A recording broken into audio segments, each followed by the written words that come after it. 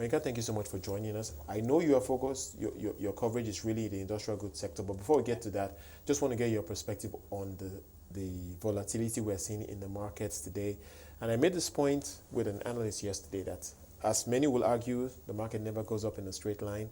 Some will suggest that it doesn't go down in a straight line as well. So while we may see recovery down the road, it does appear that, at least in the foreseeable future, the market is likely to head lower. But what are your thoughts? Okay. First of all, thank you for having me. So I do agree that while there's likely to be some respite for the market down the road, we are likely to still see in the long run, in the medium term to short term, we're still going to see some negative trading patterns in the market, simply because macro fundamentals are weak, basically dragged by the demand pressure from the COVID-19 issues that the world is experiencing, as well as weak market fundamentals from basically negative investor sentiment. But beyond that, obviously you have to mention the oil dynamics, which really gets many people concerned about Nigeria's short-term outlook. Of course. The Nigerian economic health is very strongly linked to oil prices and oil production, and basically we're seeing a switch in outlook for oil prices.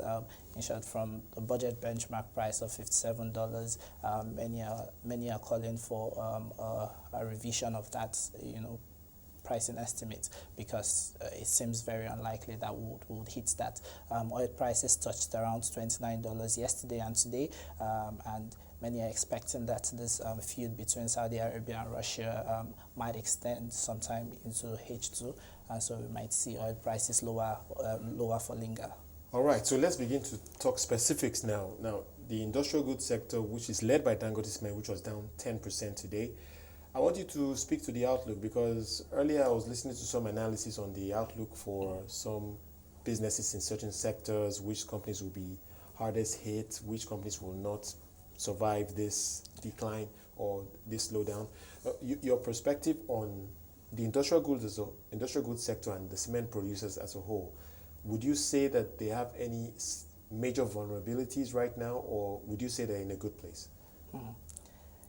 It's an interesting question, actually, because there's two things to look at. One, where infrastructure spend was at last year and where we expect it to be at this year, and then the expectation of what impact will the COVID-19 and lower oil prices have on infrastructure spend. Now we want to focus on infrastructure spend because that is the major driver for cement demand in Nigeria, as the public sector accounts for a large chunk of cement consumption. And then we know that last year, because of protracted election issues and the delay in appointing ministers, we had very little infrastructure spend, one of the lowest that we've had in a very long time. And the expectation was that because we're coming from a very low base, there should be some ramp up. So there was unexpected support for cement players going into 2020. But now the outlook is a little blurry because of the oil price issues and the COVID-19 issues. But how bad can it get, though? So I remember, for instance, Lafarge Africa is one business that many thought had turned the corner with their rights issues, selling off the South Africa business. But now they're dealing with this, and the big question is, given their history of high debt, losses linked to that, how do you see a company like that faring in this environment? Yeah, I think that there will be an impact on revenues. I think that there will be an impact on volume sales. There should be some negative impacts on volume sales and revenues, especially because we heard from the CBN governor yesterday that they will be deferring some non-essential spend, going forward, at least in the short to medium term.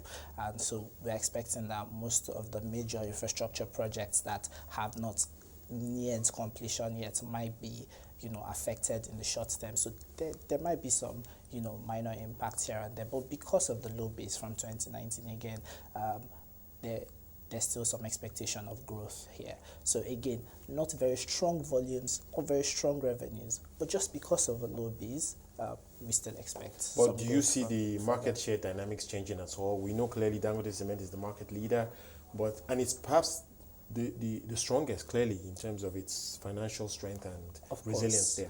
So do you see them perhaps eating up a little more market share given the circumstances? Well, I think I would put some money on Dangote Cement retaining market share, or at least taking up some mild market share in 2020, because we know that they launched the bag of goodies promo in 2019, one that was really successful in helping them claw back their volumes. As a H1, they had lost almost 4 market share of up to 4 percentage points. By the end of H2, they had gained that back because of the launch of this program that basically targeted both trade and consumers. Now, after speaking with the CFO of Dangote Cement in January, and also on their call in February, it seems like they have they are likely to stick with this, and since it has worked for them in 2019, there's no reason to say that would not work for them again in 2020. So I see that Dangote Cement, I expect Dangote Cement to maintain market share at the least, and gain some market share, in the longer term. But also, let's not forget that we have the emerging player Boa Cement, basically, who has been the market disruptor generally. They have been the major winners in the market share game, and I still expect that they will continue ramping up. All right. Well, thank you so much for your insight today. Clearly, it's a sector that we'll be watching very closely as things unravel.